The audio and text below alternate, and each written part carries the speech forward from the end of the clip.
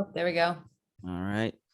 And can you please state for the record who you are, where you are, and what you claim to do?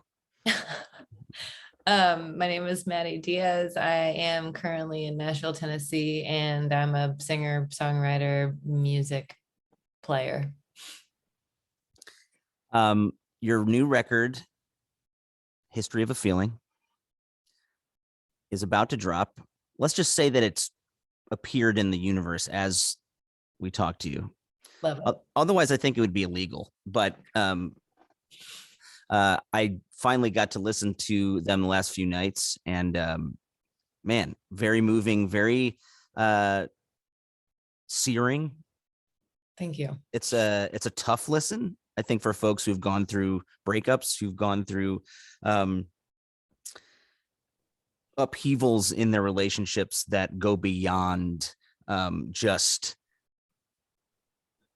love affairs ending in a standard way, right? Sure. This was a very specific love affair and a very specific ending. And I think what I love about this record is just how specific and unadorned it is.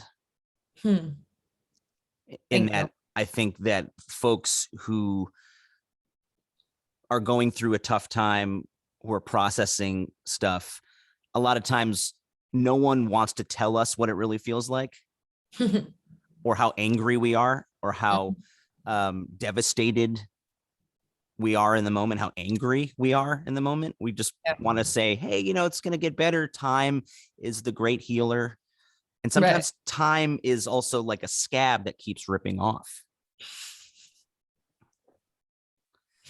Yeah, it's true. And this record is what, about 3 years in the making? Yeah, I started it in the fall of 2017. What do you want people to feel when they get to the last track of History of a Feeling? That there's something on the other side. That I don't know, I feel like, I hope that there's some sort of like catharsis, resolve. I did my best, to kind of when you go through something like that, it's a grieving process, and you're grieving, especially, for people that kind of, you go through heartbreak, but still there's so much that's always going to feel unresolved, when a second party is involved and then not involved. So, I think there are a lot of conversations that I had to have by myself, and a lot of like, conclusions that I had to come to by myself, and, severing of a connection that I had to do myself. So I hope that, people can kind of like just see that there's something after. I don't really necessarily know what it is after, but there's something. I mean, it's like you said, you want to hope that you say time heals, and you just say it as many times as it takes until you just get to the place where you're not where you were before. Right. Well, it's almost like the list of songs feels like a stages of grief rollout. Totally.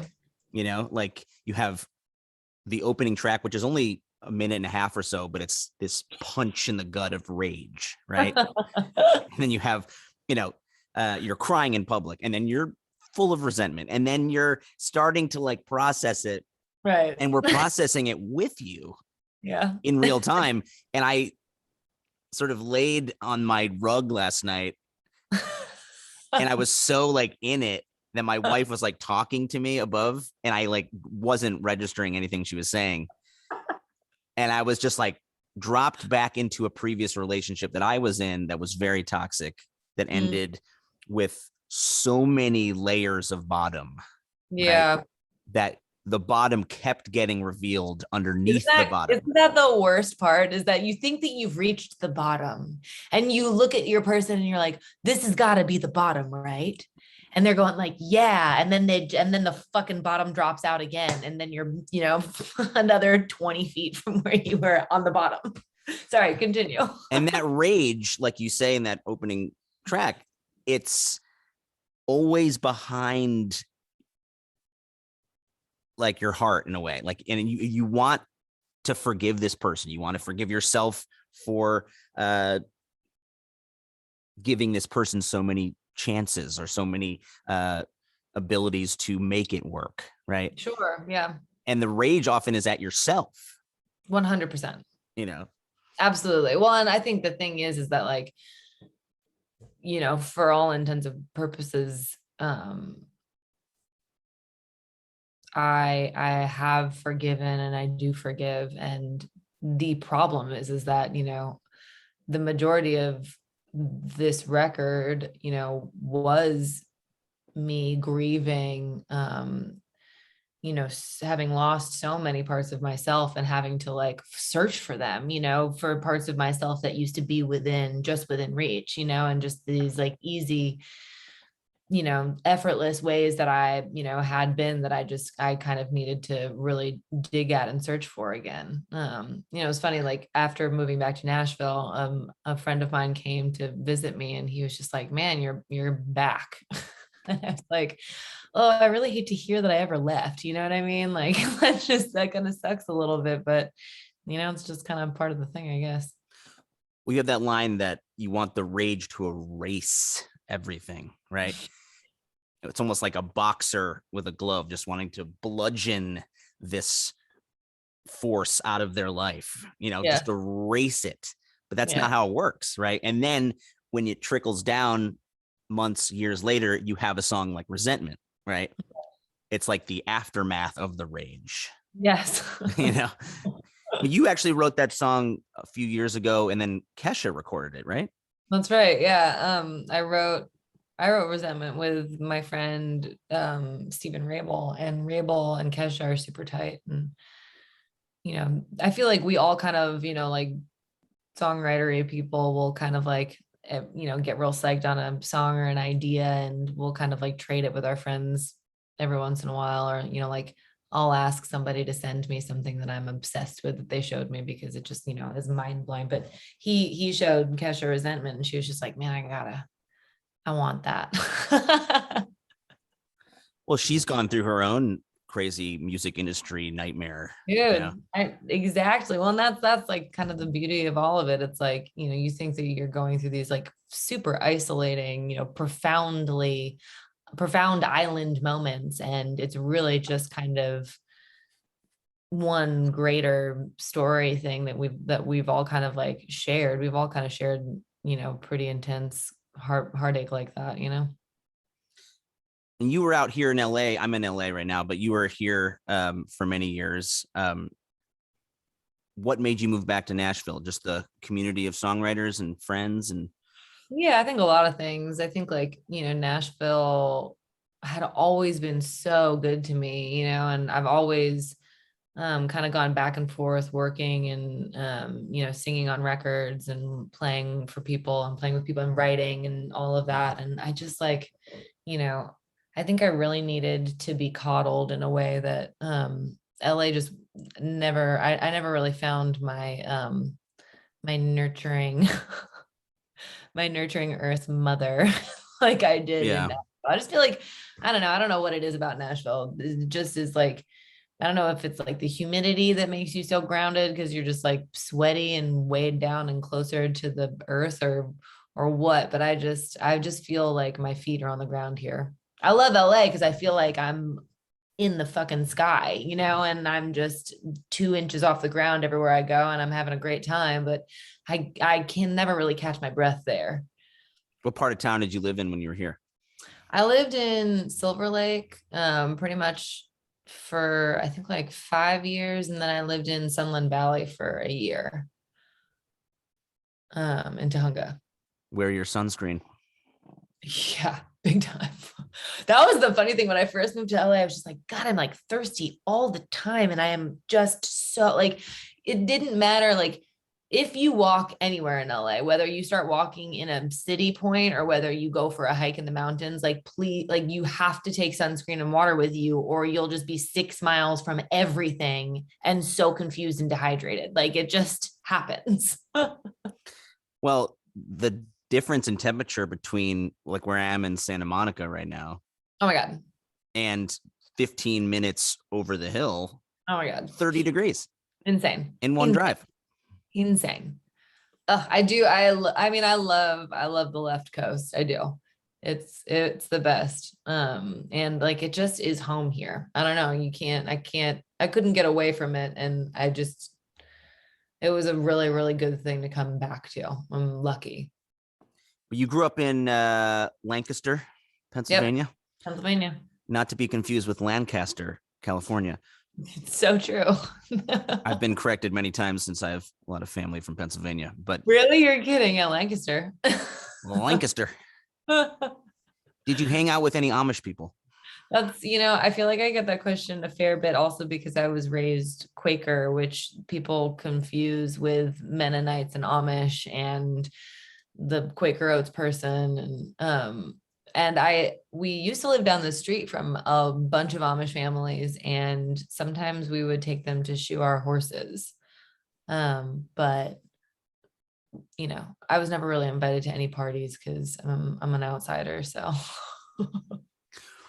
Yeah, but your dad is also a musician, right?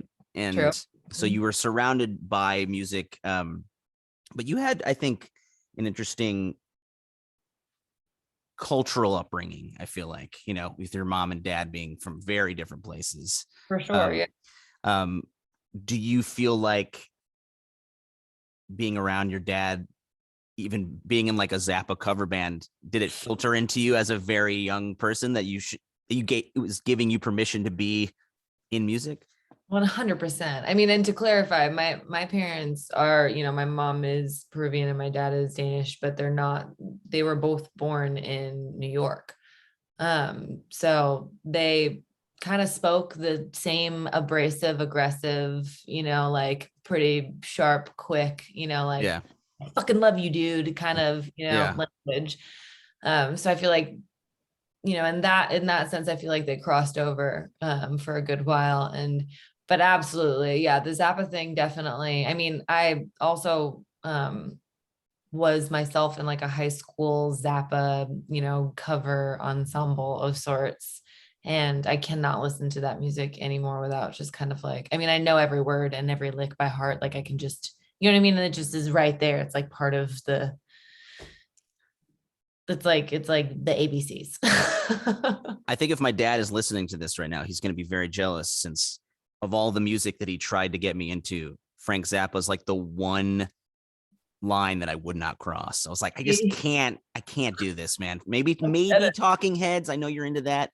Yeah. The Zappa thing. He's like, dude, you're gonna love this. And I'm like, I don't understand what he's doing. I Why? get it. I get it. It's a very niche. It's like black licorice or something. You know what I mean? Like, you just like, yeah, love it or you hate it. When did you start writing songs on your own? I started writing songs like a little bit here and there. I think I probably wrote like a handful of songs when I was like 14, 15, and then kind of just played a lot of cover songs and like almost kind of like learned through other people's songwriting, and like by learning other people's songs and singing them kind of like trained me in a way, I guess. Right. And then I started writing for myself again when I was like 19. Well, that first record you put out, Plastic Moon, definitely is more in the pop lane, I would say, though you can see some of the simmering darkness bubbling underneath that, like, you were like waiting to unleash on an unsuspecting public. Sorry. But I was listening to that song Let's Go, and like it feels like it could be like an Adele song, or like something like early Adele, like very feminine, but like strong, Thank you. kind of almost like maybe Carly Rae Jepsen, like put it on the radio, like roll the windows down on a summer day, Vibe it. Where were you? Like, what was your headspace when you put out that first record versus now? I mean, God, I was just 23, like I was. Did you want to be a pop star? Like, was that in your purview? I don't think that was ever really like my intention. Like I just wanted to play. You know what I mean? I just wanted to like put out a record so I could go on tour, so I could like be in a band, and I could like be in the band and like sing for people. You know what I mean? Like, and I had gone through some stuff, like as like how old was I? What was it, 2012? I don't even know. What is math? 13 years ago. 22.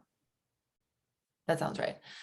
Yeah, I mean, I had gone through like some stuff, but uh I think I was still trying to,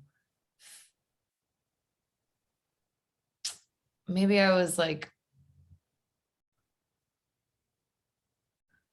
I was really excited to be surrounded by people and like do things with my peers. And, I think that with the rawness of stuff that I had kind of already been through, I was anxious that like whatever that wasn't going to be enough to kind of hold people's attention, or I was like scared to do it by myself. You know what I mean? And scared to be honest about stuff that I had been through already at that point in my life. And so, was writing stuff that was like a lot more elusive to like the under current of stuff that was, maybe going on with me then, and wasn't really ready to like get real about stuff. So I was just writing fun, like, jammers. Well, you dropped out of Berkeley, I right? did. I did do that. Yeah. Like a true successful rebel.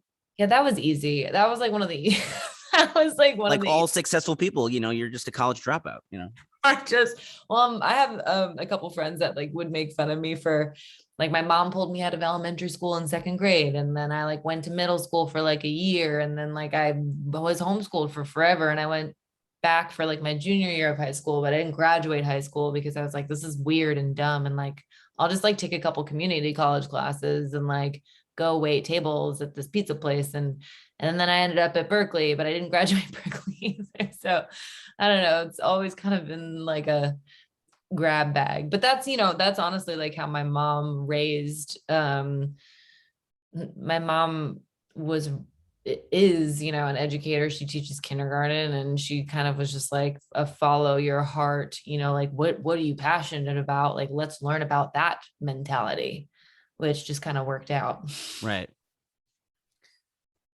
Well, I think that people who go through alternative schooling situations, I guess I kind of fall into that camp a bit, as I went through the Waldorf school system. Oh, cool. Yeah. Mm-hmm. K through 12. Me and my sister were like Waldorf lifers, which is like rare, That's incredible. And for me, it just was like what we did. It was not like Right. a crazy thing. It was like, that was my school. Right. It wasn't weird that my high school graduating class had 22 people in it. That was Yeah. just like, those were my friends, and we graduated, and that was it, But in retrospect, that type of intimate, like super hands-on, artistically creative education, of course, helped give me permission to be creative as an adult. A lot of people just stop creating things from a very young age, right? They're like, well, I have to go to work, I have to have a family. That's it. Like I used to draw, or I used to be in theater, I used to write songs, but that's what young people do in their frivolous youth. Right. When they're still trying to fuck up. When they're college dropouts, Yeah. Yep. But there's something. I don't think that my mom still really thinks that I have like a real job, which is like cute and funny and like kind of cool, considering like it's her fault that I am this way. Thanks, Mom. Thanks, Mom. I have a real job, Mom. Kesha is a pop star, and she did my song. See? I She's think like, yeah, that, fashion pop star. And what are you though? yeah. I I don't don't, know, actually. well, I think this new record maybe shows that, not saying that you weren't meant for that type of glossy pop stardom, but I think there's a darker, more intense voice behind your songs that I really am glad that you're embracing, that you're putting front and center, you know? And some of these songs are very spare. I mean, there's not a lot of adornment, like I said earlier. You know, it's very almost diaristic. I went through this really intense thing. I have a partner that transitioned, which again is way different than most people's relationships. And this is the specific pain that I was feeling, but the specificity actually makes it more universal in a way. Like we can Sure. all understand that very sharp confusion and pain. Sure. Well, and like the transition that my partner went through didn't happen until after the fact, so it was really something that I was learning on the other side, this thing that happened, it happened when I wasn't really there. And it was just kind of looking at the relationship and all that leads up to a breakup. You know what I mean? Like there are a million things and a million ways for things to kind of like be explosive and kind of unravel. And yeah, I don't know. For, as unique, yeah, you're right, as it is, it definitely I've been lucky to find that it has been profoundly universal. Well, a song like, Man in Me, there's lines that are just hard to hear, right?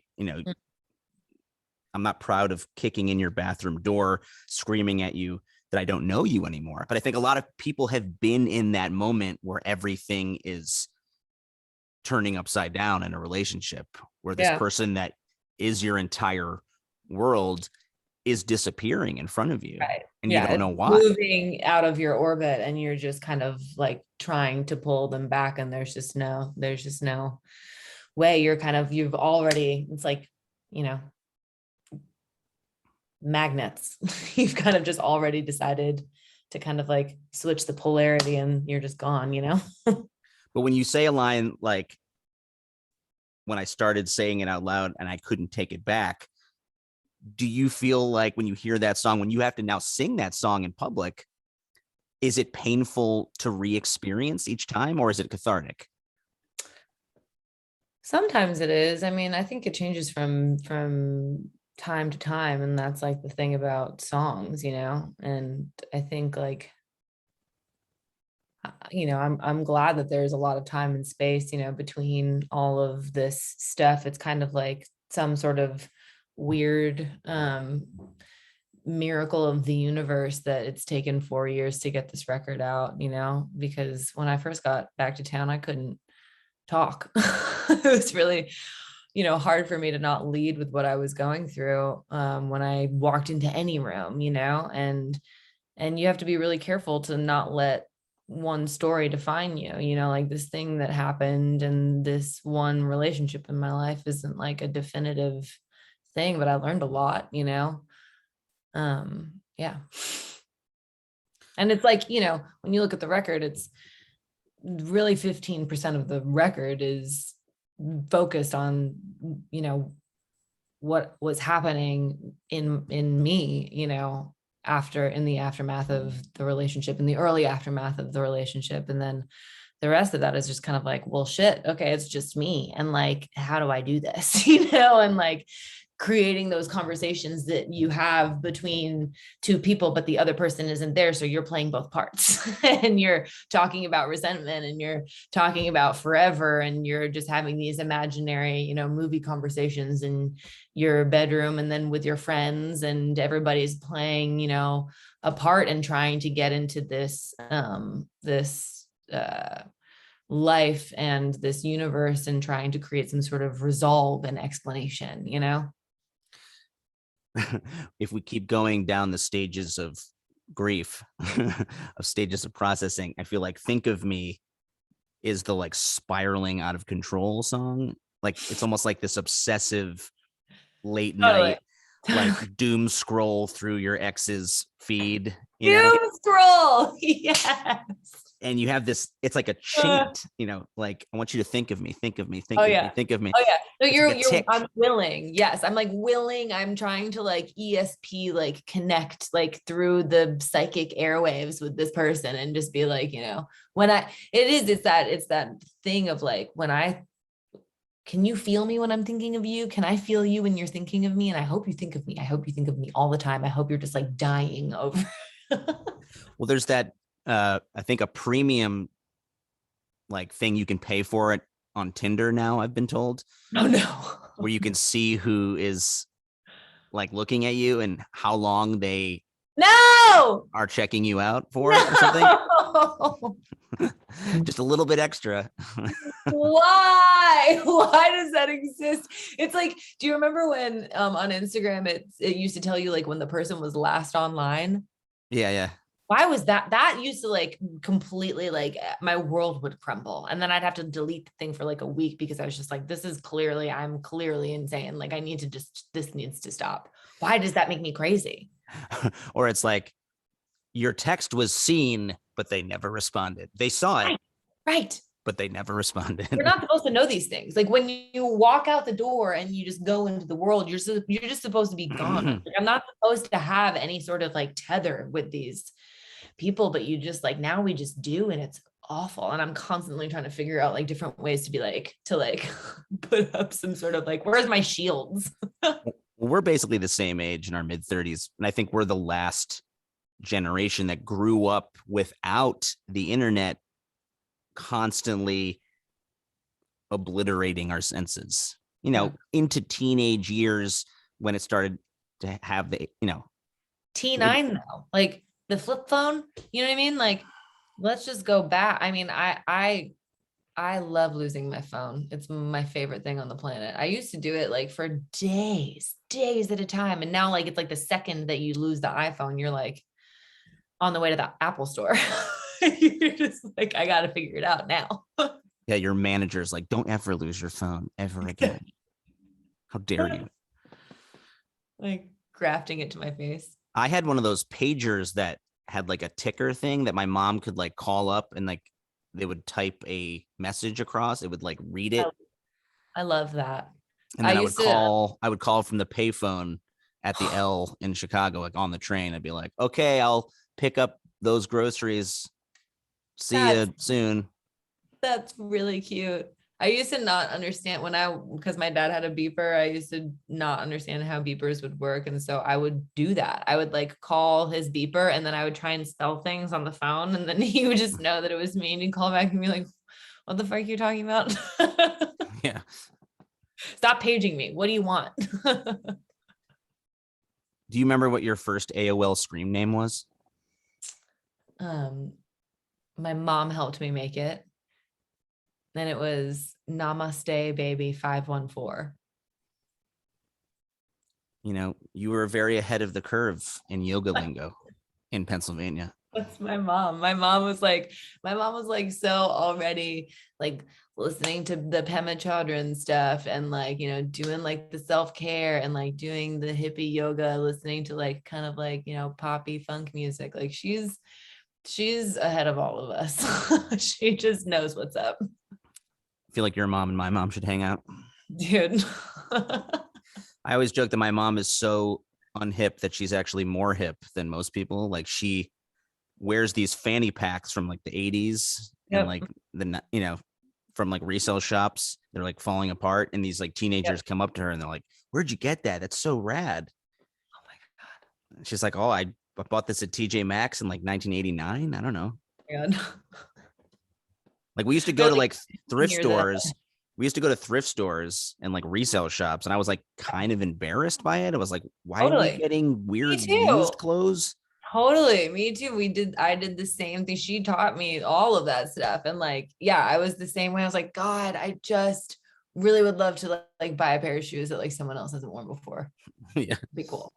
But like, I don't know. And then that just becomes, how is that like it's the cute, cool, dope thing to do now. And like people just, it's all right. Well, mom knows, But I mama remember know. when AOL chat rooms came, like I had a notepad with everyone's screen names, like hundreds of people that I would write down manually so I could remember. I'd be like, oh yeah, like Sandra's in Honolulu, but like Jorge is in Lima. Oh my God. And then I'd be like, what up, guys? And then like you'd be talking about stuff. It was like a very innocent, beautiful time Ugh, before pornography and spam took over, I feel like. totally, totally, totally. And like remembering like your best friend's phone numbers and stuff like that, it's like, so it was also cute.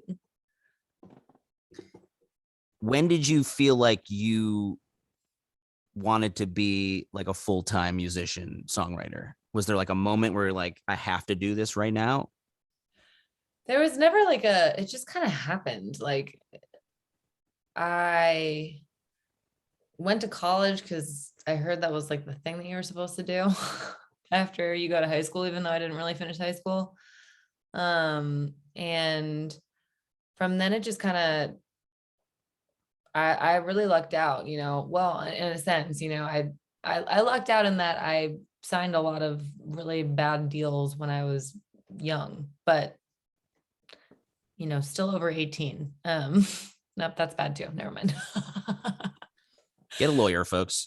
Like honestly, I mean, like less than one, but yeah, I think I was lucky in that I was able to kind of like find myself in like a sort of like team sort of situation, lucky and unlucky, like I think I skipped some stuff and then had to kind of go back and like learn it a little bit later on. um but yeah, I mean, I think I just really loved writing songs and it just seemed to be working. And so I that like, damn. Can you believe?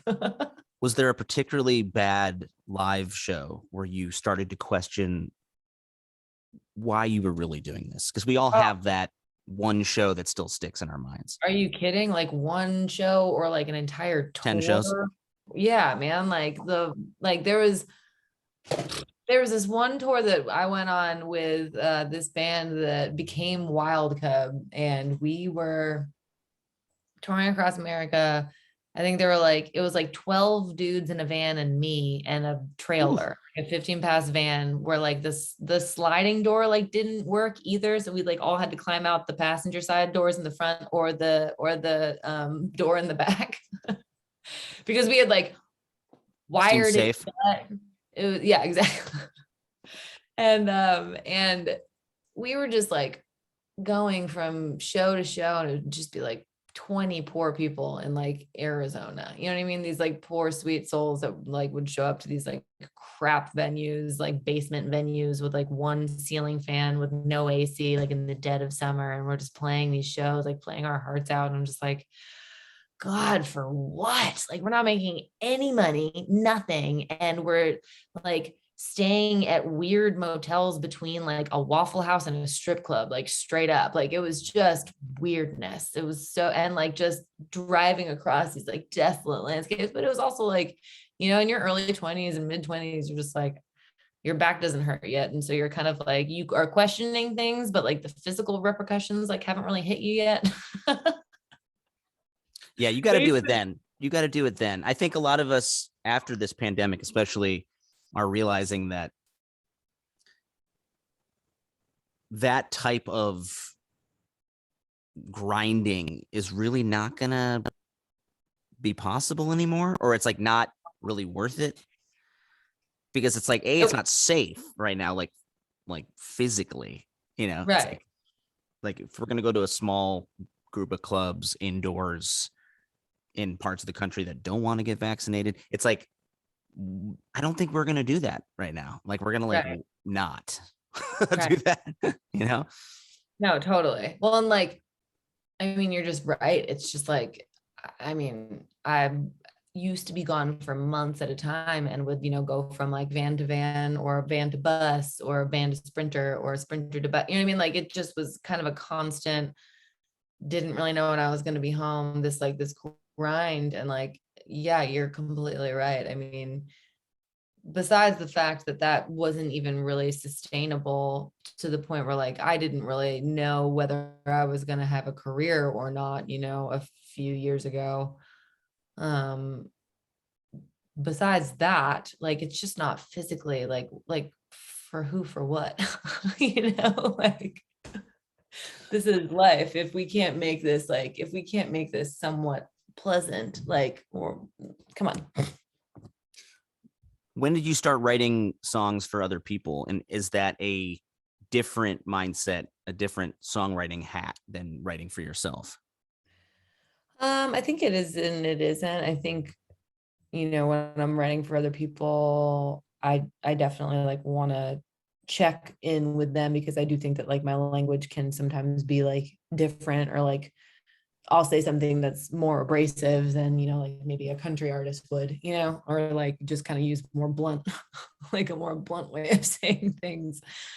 But like I think, I really, when I write for other people, I really try and like,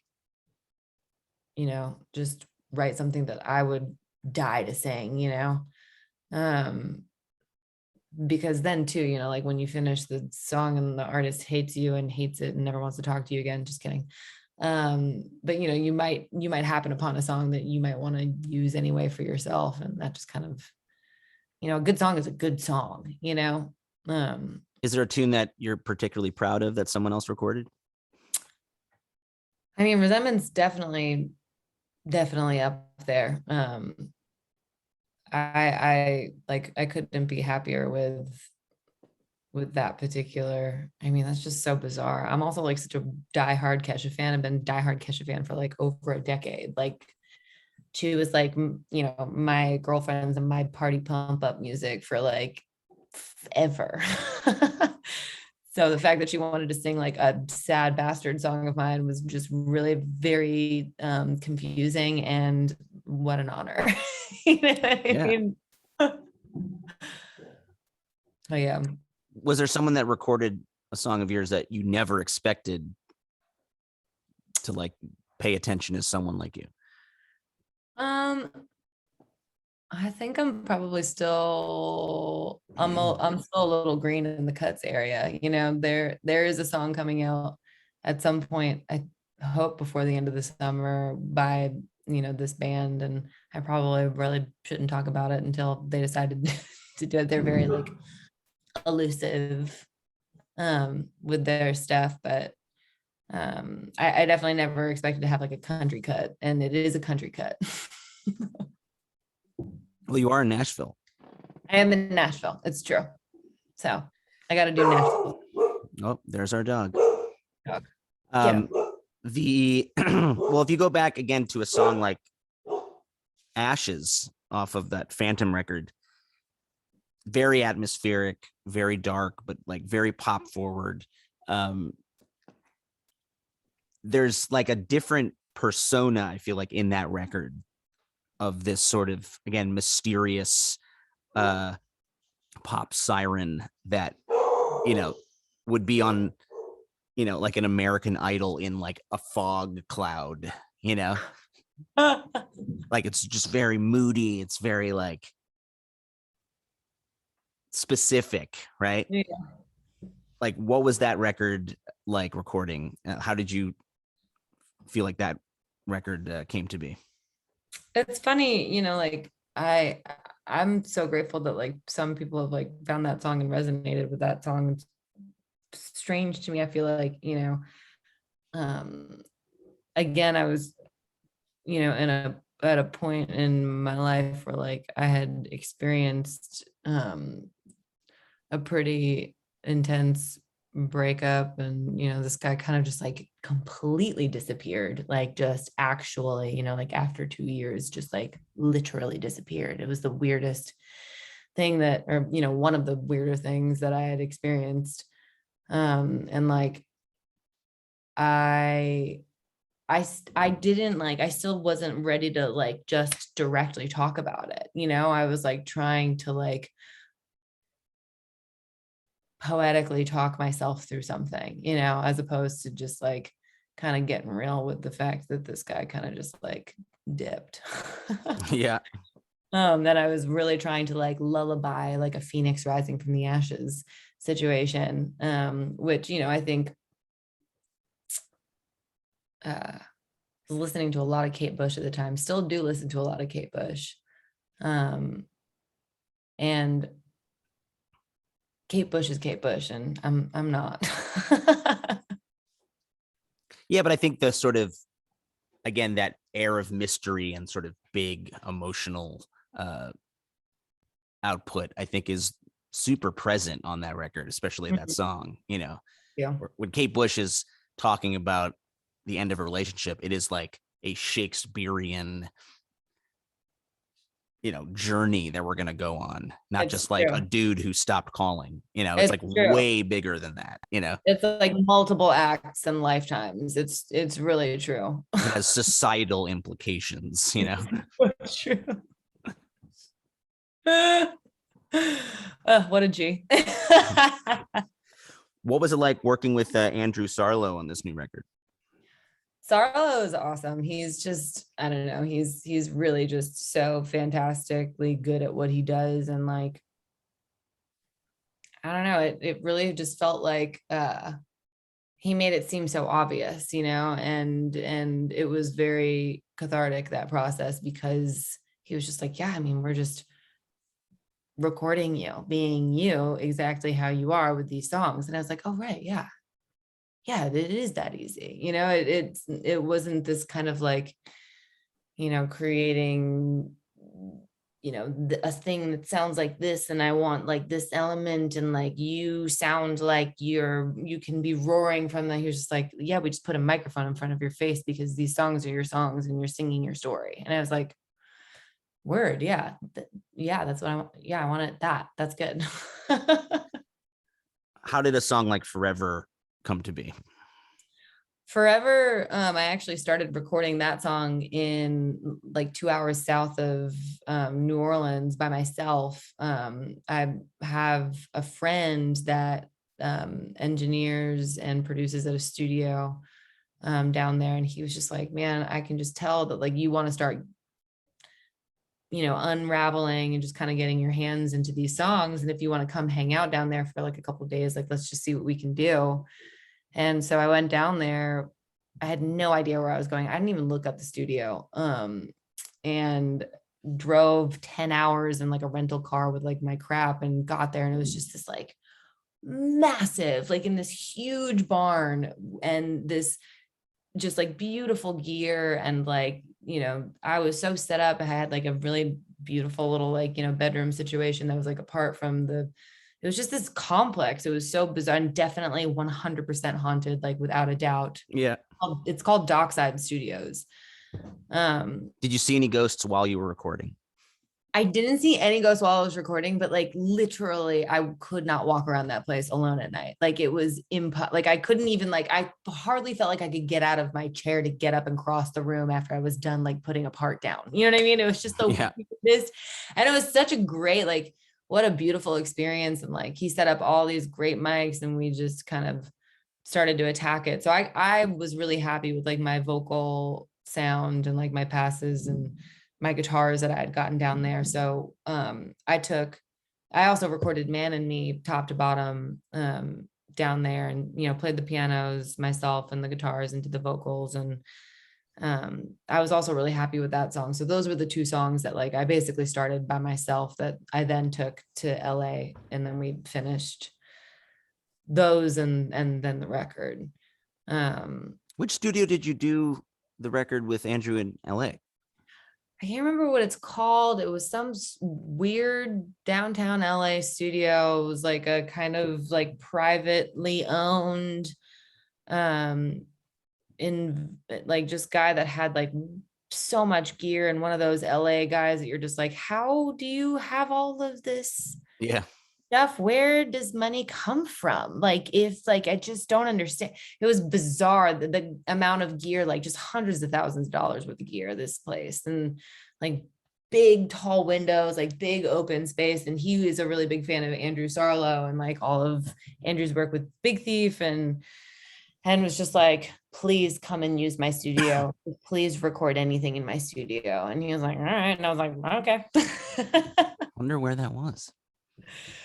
It's, I think off the record, the guy has like kind of been like, he's kind of like come, or not come forward. He's been like, been hunted down for like a bunch of like Me Too stuff in like a really, really extreme way. So like, I know that everybody, you know, like, because Ethan Grusko was working out of there, Big Thief was doing like some rehearsals out of there, like everybody was like kind of doing stuff there, and then that shit kind of came to light, and so everybody's been a little bit like, Not going back. Thank you very much. Yeah.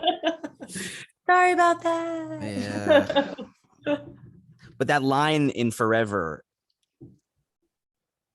in the moment you fooled me, right? I think that's like the hardest part about the end of a relationship for me, is that we feel like we've been tricked. Yeah. Right. That Yes. like this person said casually, it's going to be forever. Yeah. And you're saying it like it's whatever, like, yeah, it's like no big deal. Like me and you, like this is never going to end. Well, obvious. It's obviously going to happen. I believed forever. you. Oh yeah, 100%. Well, and it's like, when you just, I was at a point in my life where I hadn't really even considered buying into that kind of life yet. You know what I mean? And so it was really the first time that I was like considering so many things. And that's not to say that like we were gonna end up going, well, clearly we didn't. So it doesn't even matter. But Right. it's still, when you're starting to like ask those bigger questions, you're looking at this person like, oh my God, this did you just use your last name on me? That's crazy. But also people say crazy shit when they're like really, I guess, like well, either in love or like highly toxically manipulative, or who knows. I had a guy tell me once that he wanted to make a grandmother out of me, which was terrifying and like maybe super romantic in his language. That's my wife's ongoing joke. She's like, look, I want to have kids one day, but I just want to skip ahead to the grandmother stage. I feel like I'm a grandmother deep down. Like, can we go to that point? Oh, I love that. She just wants to be like surrounded. Well, it's like, I want to have the kids, but it's not really the responsibility on my shoulders. It's really like, I'm just sort of like the fun one who comes in temporarily. And you get to be adored, and then you get to like have your like adoring like little, and then you pass it off, and it's good. You get to watch your shows. After having your heart ripped out several times, do you feel like one day you will have like a marriage settle down situation, or are you more of a free spirit? I think I've definitely learned that I do want to get married at some point. I think I need that groundedness for myself. It's just because kind of, and it's weird because I never, like thought of myself as like a traditional person, but God, why am I like 35 and here, and it's like happening? Is it just like ingrained in all of us to just like eventually become whatever that thing is? Tinder has some new features. You can pay the premium price and see who's talking. Is this sponsored by Tinder? Is this podcast sponsored? I wish it was. Brought to you by no one. Brought to you by hopefully someone. I hear Bumble and Hinge are great, but I haven't tried them myself since I'm very married. I honestly, I got on Tinder one time. I was still in LA, and I got on Tinder for all of like 3 days, and it gave me such bad social anxiety. Like I would be walking down the street and I'd like see any human being, and I'd like try and make myself like small, or like I just like find something to look at, or like I'd be like at the coffee place and just kind of like looking down and trying to like hide my face, because I'm just like, did somebody see anything ever? And my friend Nate was like, why are you being so fucking weird? And I was like, dude, I signed up for Tinder like 2 days. I gotta delete it. I'm deleting it right now. I can't do it anymore. And then I deleted it. That was it. I think I was on OK Cupid for like, yeah, a month in like 2012. So scary. And the funny thing was that there was a lady who I think recognized me from my band Dust Bowl Revival. And she's like, hey, yeah, saw you at the Troubadour. Like, cool. And I was like, hey, yeah, do you want to like get a drink sometime? And then just like silence. I was You're like, like, wait, I did it wrong already. I was like, you messaged me. How does this work? Like, I thought, wait, was this an advantage that I'm in this band or like a disadvantage? I don't get it. So crazy, man. It just doesn't, that's the thing. It's all so lawless. And that's, like I kind of like in concern with the marriage thing too. Like, I'd try to remain like an open, if it happens, it happens. If I have kids, I have kids. I would love to have kids. That's like one of my goals is to I want to have kids. That's really the ultimate goal. It's even more ultimate than like the marriage situation. So it's like, I try to like kind of free up how like locked in, but it's like we're the internet kids, and it's like our parents may have gotten divorced but they still got married, so like, yeah, there's a part of me it's just like, well, that happened. So I can understand, with certain friends that had parents who just, to be honest, like hated each other. There's parents who were married and they stayed together for the kids and they just really were forced into this horrible situation for decades. Right, for sure. And then those friends are like, I don't know if I want to embark on that journey, Whereas like my parents are, they just celebrated their 40th year Magic. together, which is insane. Magic. Well, and that's the thing. It's like it just isn't for everybody. Anything can happen at any time. And my parents had some real rough times. Ugh. But in my mind, it was like, yeah, but they like stuck it out and you can too. Right. You can. It's like you learn basically what you see, Yeah. Yep. It's true. Well, and you can, and you also like don't have to. And like I don't know. There's no should, Well, that title track, History of a Feeling, feels like the part of the record where you're starting to have some acceptance. You're starting to have some separation from you and this person as being forever in each other's orbit, right? Right. And that time, that separation is important. It's like you still see the person when you look in the mirror, but they're not like everywhere. Right. Like in the song we just talked about, Think of Me, right? It's like in that song, they're everywhere. They're on the train, they're walking down the sidewalk. Now it's sort of they're like a ghost shadow that may always be there until they're not. But it's starting to fade. And that's like sad in its own way, but it's important. Yes. Yeah. And I think History of a Feeling too, like I was really starting to like untangle some of those deeper, where did I learn this from? You know what I mean? Like, what is the thing that I'm after? And like, how did this thing that I'm after, like get ingrained in there? And then like, how did that desire like lead me to this instance? And like, what are my tendencies? And like, what was I looking for that I found that like got me here? And like what was I looking for back then that got me here? And what were my parents looking for when that, you know what I mean? Like there was this like kind of like retracing, like falling backwards into kind of the into the history of the feeling.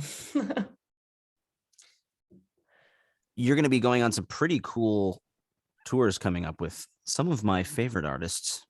Really? You'll be opening for Tallest Man on Earth, I saw. Sweet. Yeah, I'm really excited about that. Who was our most listened to episode of 2021. Get out. Oh, that's so wonderful. He talked to me from his little cottage in the Swedish countryside. What a magical human. Very sweet dude. I think it was like 9 p.m. here and 10 a.m. there or something when we did it. That's so wild. Literal other side of the world. And wait, who's the other guy you're touring with that I love? Camp. Camp, the boys from Columbus. I'm excited to get to hang with them. We had a really funny, awkward first meeting. I flew to Chicago. They, had their bus, and I flew up there to open up for them. They were playing a festival outside of Chicago for space. So they called Out of Space. So excited. It looked so freaking cool. And like some of the best shows that I've had have been at Evanston Space. It's just like such a great. That's where I'm from, Evanston. That's my I hometown. love I love that area. I love that venue. Like those people are such great people. And we got up there and they had this like extreme weather warning, Yeah. literally 1 minute before I walked on stage. I was walking out with my guitar and I kind of like leaned over to this girl that I had buddied up with. She had a radio on and I was like, so what's going on with this? And she was like, I think we're about to. And as soon as she started talking, they were like, ladies and gentlemen, please evacuate this area. And I was just like, oh my God. Yeah. So Over at the Canal Shores Golf Club. oh man, it was such a bummer. I felt so bad. It's just like refunding tickets and like, the band I'm sure too was like stressed out. That's a stressful situation, all your fans kind of coming out and doing the thing and like you're not trying to be a jerk, but it's definitely something weird is about to happen. The record release show that we had at Space for Dust Bowl's new record, which came out in February 2020, I think has been rescheduled 4 times now. Oh my God. It's like keeps getting it's supposed to happen in October. You should just schedule it for like in 20 years, like for the reunion tour. Like, Geriatric return. that's right. I'm like, man, I eventually will play. I don't know. That is so tragic. Well, congratulations on your release. Yeah. Remember that back in the day? But we had this situation that just happened where we played a festival headlining set in Virginia, just a one-off, flew across the country to play one show because all these other shows got canceled. Yeah. We're like, no, we'll still do this. It'll be great. And the band went on before us, rocking crowd, and everyone's feeling fine. Like the weather had been a bit dicey, like when I looked it up, but hadn't struck at all. No raindrops, totally dry. The band went a little long. To be fair, it is their festival. So like, it's like, okay, but it was like, we should be playing like right now. And then the thunderstorm came right as we walked on stage. You're kidding me. And everyone ran. And then it didn't go away. And at a certain point, they're like, we have a hard cutoff, at a certain point. And then they basically were like, so should we just call it? I mean, you guys got paid anyway. We're like, we flew here from California. I was like, it's not just the money. I was like, we're going to go in that beer tent with the horn players and we're going to like play something right now, and they like created this little slapdash PA system and we played for about 40 minutes and it was great. Good. Was it like safe? No. Was there water like flowing over various electrical equipment? Yes. Oh. Did anyone die? No. Yeah. Well, and was it fun as hell? For some of us, I looked back at the guitar player and he was like in the mud. And he had this look on his face, just like, is this going to be over soon? Or I'm really glad that we pulled this one together, guys. I'm really glad. I'm glad we flew 3,000 miles to play this 40-minute beer tent set. Is there a show, a festival, a moment that you can remember as a live performer that sticks in your mind as a highlight, a pinnacle moment, like rock star, top of the heap moment? Like, I can't believe I'm doing this. Holy shit, mom, look at me. Oh, that's such a good question. Hi.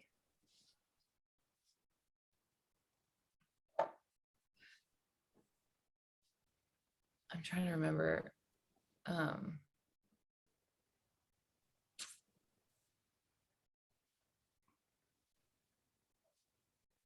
I don't know yet. I mean, we played like this tiny little side stage at Bonnaroo. I did play Newport Folk Fest when I was like 20, Wow. opening for Lucinda Williams. Mm. And that was like a really special, super special night. It's so weird when, you're in those situations and you just kind of like, it's over so fast. You know what I mean? Yeah. It's over so fast and you're like, I don't even remember what songs I played or singing at all. Like, I don't remember how it felt at all, but I remember like looking out over Newport Folk Fest and having that feeling. Me and my friend Raymo have talked a lot about like, those pinnacle moments where you're just like, this is it. This is like the beginning of forever. It's all downhill from here. It's all downhill from here. And then you get off stage and you go to your bar gig and like you're just, the person that you've always been for, it's like, I was just talking to somebody about like being an emerging artist for 15 years or, like being a new artist for 15 years. And, Yeah. there is like something so wonderful and beautiful about that. It's like to kind of like tell the story like it's a new story, every time, and like trying to find like new ways to almost like keep yourself like sort of engaged. You know what I mean? So like, When will I not be emerging anymore? like just imagine if like my mother had given birth to me, then I was like this, you know what I mean? If I was just like constantly an emerging, like that just is like, it just sounds so intense. And like, but yeah, there was definitely that moment at Newport Folk, and I played Brooklyn Bowl this one time. That was like really, really definitely profoundly special. These songs have like really kind of been the most special to me playing live. They've kind of weirdly given me some like silence and space and like a live setting that I didn't know was a thing. Crying in public specifically, like I remember playing Crying in Public at the Bluebird. I think I remember smaller venues more than I remember bigger venues because I feel like I just kind of black out at bigger venues. Yeah. I just go dark. But like I was playing at the Bluebird in Nashville, which is like, the kind of like songwriter famous like Yeah. thing where like they play the rounds and whatever. And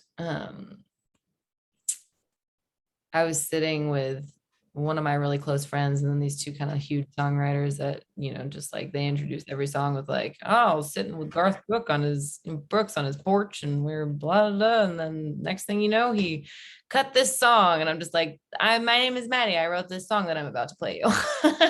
Right. And like, still it's just like, it's been really cool playing these songs because it's been bizarre to like have been given the space to like really like bring them to the table and like people really listen for whatever weird reason. I'm one of those people that I feel like has to document in some way a moment or it like didn't exist. Maybe I should have been a photographer. I mean, I went to film school. That's what I actually thought I was going to be doing. Okay. And I remember this moment where I was on stage at this festival in Denmark and they do this finale song, Let the Circle Be Unbroken, traditional. And they're like, okay, so Zach, you're going to go stand and sing with the Blind Boys of Alabama over there. And I was like, what? And they pushed me into this, like, it was like me and these three old African-American guys in this line. Oh my God. And I'm like, this is like an old gospel song. Like, this isn't like really right. Like I should be, but they like saw that we did some like gospel stuff in our set at that time. I think they're like, you can do this, That's fucking get out there, you. come on, it's time to put your gospel pants on. And I like have this picture that I like cherish of like Jimmy, and I actually had them on this podcast, some of those guys earlier in the year. And I have this picture of like Jimmy turning to me going like, huh? Like, like, like looking at me like, who's this young white man getting up here? Dude, All right, that's get over so here, good. son. I actually do. I have one. Miranda Lambert asked me to sing backups for her on tour because her backup, her friend Gwen, couldn't make it to like 3 shows or something like that. And so for 3 of the craziest shows of my life, I sang like 2 hours worth of like Miranda Lambert's material. One was the show where she was sharing the bill with Kenny Chesney, and it was literally a football stadium. Like it was a stadium, and I had never played a stadium before. And right before the show, and we hadn't, like, she didn't even show up for like sound check, so we had never sang together, Mm. other than the fact that I did backups for Weight of These Wings, like back when she released that record. And so she I know that she loves my voice, and that's basically what I had. And then she called me and she's like, hey, so when can't make it for these shows, would you want to sing would you want to sing these shows with me? And next thing I know, I'm like, I got a tambourine, I'm like in cowgirl boots, I'm like doing the thing. And right before we go on, she was like, okay, so there's this point in the show where like during this song, like Gwen walks the thrust with me, and we like, sing to the crowd, and we sing. And I'm like, what's a thrust? I don't know what a thrust is. And she's like, it's the thing that goes it thrusts into the crowd and you walk on it and you do that. And I was just like, out there? And she's like, yeah, you got it. It's not a big deal. And she literally, we were like singing this song, we're in the middle of the thing, and she just grabs my hand and she walks me out the thrust, and she's like holding me up high and like will not let me back down. And I will not back down. And it was the wildest. I have never experienced anything like that in my life. Oh my God. Too many people. So many people. And Kenny Chesney fans that are like, they start drinking around like noon, I'm pretty sure, or like 11 in the parking lot, like red Solo cups. And like, it's just like a full on like tiki bar everywhere you turn. See, Madi Diaz, secret country star in the making. It's just like, it's just waiting Just to right happen. there. You didn't It's think it was right going to there. happen. I met Kid Rock that night. His name was Bob. He was like, hey, I'm Bob. He like stuck his hand out, and I Oh, was boy. like, this is the coolest, weirdest. What is happening? Yeah, it always makes me laugh that he's like, yeah, I'm country strong. You're like, you're from Detroit, You're a bro. Detroit guy. What the fuck you talking about? No one knows what you are. Just go away. All right, let's take it out with the last song on the record. Do It Now. I don't know. If we were to summarize the sharp pain of this record, this song maybe is it's beyond acceptance. It's the I give no fucks anymore song, maybe. Yeah, it is. If you're going to hurt me, just get it over with. Do it now. If you're going to love me, also do it now. I don't have the capacity to hurt anymore and care anymore. Right. Well, it's also just like, I don't have the capacity for bullshit. It's like, you can't throw anything at me that I'm not going to see at this point. But like, I just don't want to like waste any more energy, Right.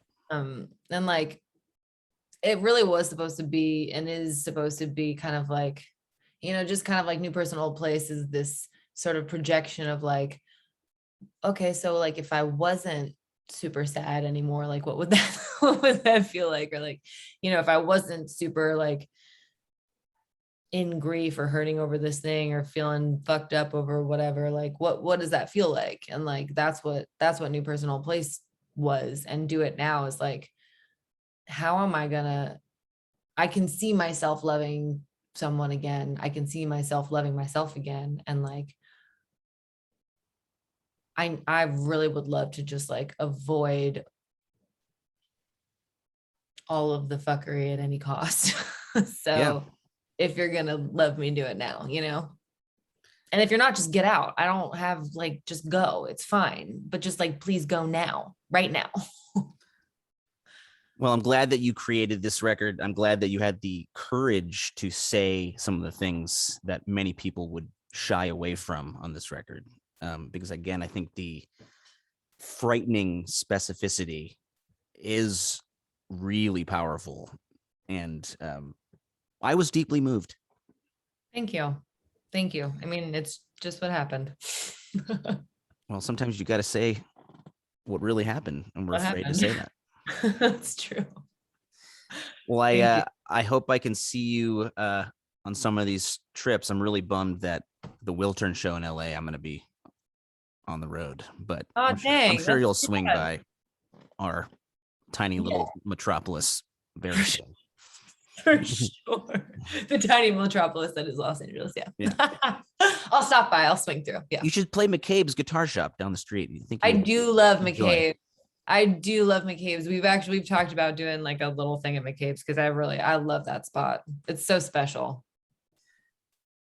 Yeah, it's a unique energy in there with all the guitars and stuff vibrating your voice when you're singing in there, you know. I've never sang in there. Are you playing Americana Fest in Nashville? Is that where Not y'all? this year, Yeah. no, unfortunately. But yeah, we're our Dust Bowl revival crew is kind of like transitioned. There's some people have left the group, some new people have come into the group, and Yeah. we're like starting to really find, I think, our new sound, but it's like rough around the edges for sure. Yeah. And I think Yeah. we're starting to like gain a little confidence when we're allowed to actually play on stage and storms don't blow us away, That's exciting.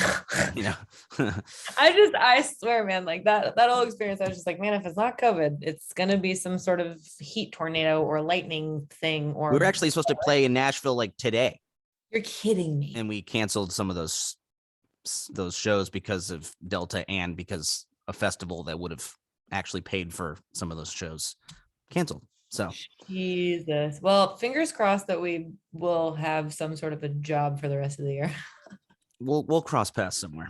All right, cool. Thank you so much for taking the time, man. I'm glad we could talk. Me too. Can you eventually send your voice memo to showontheroadpod@gmail.com? Show on the road pod at Gmail. Do it right now. Cool. Thank you, dude. Thank you. All right, have a good one. Bye. Bye.